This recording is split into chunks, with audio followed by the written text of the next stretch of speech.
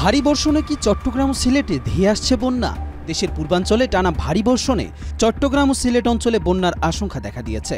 আবহাওয়া অধিদপ্তর জানিয়েছে, নিম্নচাপের কারণে সৃষ্ট অতি ভারী বৃষ্টিপাতে এই দুই বিভাগের অন্তত 10টি নদীর পানি বিপজ্জনকভাবে বেড়ে চলেছে। ফেনী, বান্দরবান, চট্টগ্রামের সাঙ্গু, হালদা, মাতামুহুরী নদীর পানি বিপদসীমা ছুঁয়ে ফেলেছে। সিলেট বিভাগের সারিগোয়ান, জাদুকাটা, মনু ও খোয়াই নদীর পানি বেড়ে নিম্নাঞ্চলে প্লাবন ঘটাতে পারে। আবহাওয়া অধিদপ্তর সূত্রে জানা গেছে, গত 2 দিনে ঢাকাতেও 190 মিলিমিটার বৃষ্টি হয়েছে। তবে সবচেয়ে সংকটপূর্ণ অবস্থা পূর্বাঞ্চলেই। নোয়াখালী, কুমিল্লা, চাঁদপুর সহ কয়েকটি জেলায় টানা বৃষ্টিতে জনজীবন দুর্বিষহ হয়ে উঠেছে। একই সঙ্গে পাহাড়ি এলাকায় ভূমিধসের আশঙ্কাও তৈরি হয়েছে। বিশেষ করে কক্সবাজার, বান্দরবান, রাঙ্গামাটি ও খাগড়াছড়িতে দেওয়া হয়েছে বিশেষ সতর্কতা। বন্যা পূর্বাভাস কেন্দ্রের তথ্য অনুযায়ী মুহুরী, সাঙ্গু ও মাতামুহুরী নদীর পানি আরও বাড়তে পারে, যদিও পরিস্থিতি দীর্ঘস্থায়ী হবে না বলেই আশা করছেন সংশ্লিষ্টরা।